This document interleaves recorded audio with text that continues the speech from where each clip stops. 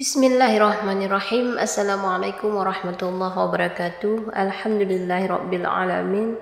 Allahumma shalli ala sayyidina Muhammad wa ala ali sayyidina Muhammad. Syukur alhamdulillah, kita masih diberikan kesehatan oleh Allah Subhanahu wa taala. Baik para sahabatku sekalian, pada kesempatan kali ini kita akan membahas bagaimana keadaan malam pertama di alam kubur yang akan dilalui oleh setiap manusia. Maka wahai sahabatku, perbanyaklah amalan yang baik selama hidup di dunia. Terutama perbanyaklah membaca surat Al-Mulk di setiap malam, agar kita dapat dijauhkan dari siksa kubur. Alam kubur merupakan tempat persinggahan pertama yang akan dilalui setiap manusia setelah meninggalkan dunia. Keadaan malam pertama di alam kubur ditentukan dari amal perbuatan yang dilakukan seseorang semasa hidupnya. Alam kubur adalah dinding pemisah antara alam dunia dan alam akhirat. Tempat ini akan menjadi rumah sementara manusia yang telah meninggal sebelum dibangkitkan kembali pada hari kiamat.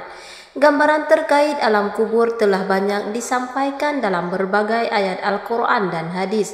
Untuk mengetahui lebih lanjut terkait keadaan di alam kubur, simaklah video ini sampai habis. Dihimpun dari buku Memaknai Kematian, karya Jalaluddin Rahmat, ada dua tahap umum yang akan dilalui manusia pada malam pertamanya di alam kubur.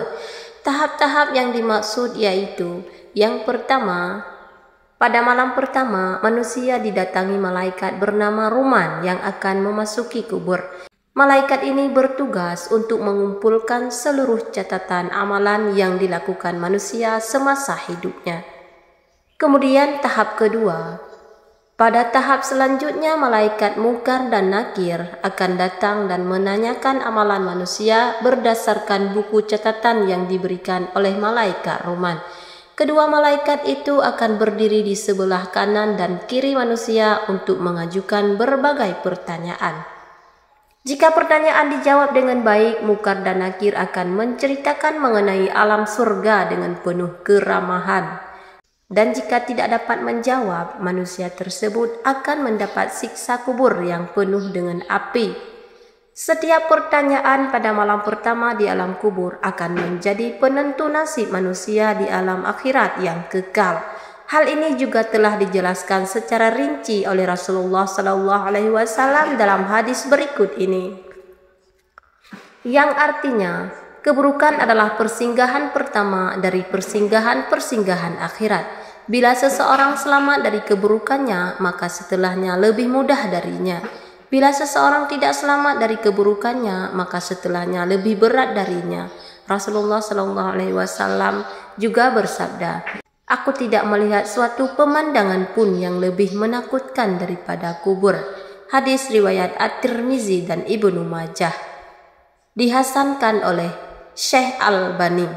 Manusia di alam kubur terbagi menjadi 5 golongan berdasarkan amal perbuatannya. Berikut adalah kelima golongan yang dimaksudkan. Golongan yang pertama yaitu terdiri dari manusia-manusia dengan keadaan yang paling baik di alam kubur.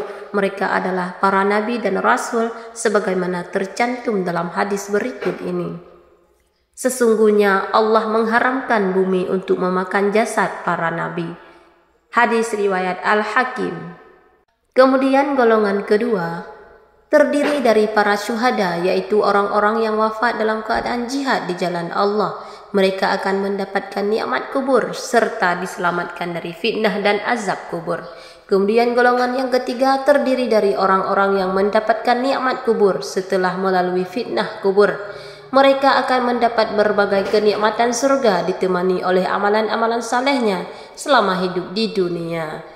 Kemudian golongan yang keempat terdiri dari orang-orang yang mendapat siksa kubur setelah melalui fitnah kubur.